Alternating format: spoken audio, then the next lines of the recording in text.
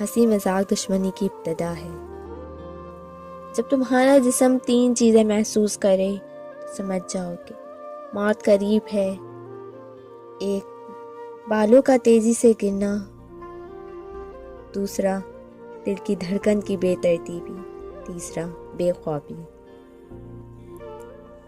اپنی بے عزتی کا جواب اتنی عزت سے دو کہ سامنے والا شرمندہ ہو جائے۔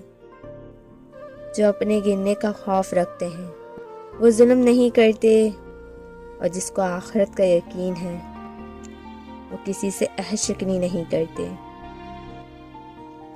جس نے رب کے لیے جھکنا سیکھ لیا وہی علم والا ہے، کیونکہ علم کی پہچان عاجزی ہے اور جاہل کی پہچان تکبر۔ خاموشی علم کی پہچان اور جاہل کی پردہ پوشی ہے۔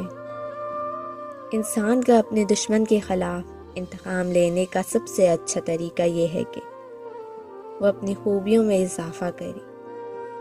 غصے کے وقت انسان کے صحیح اخلاق کا پتہ چلتا ہے۔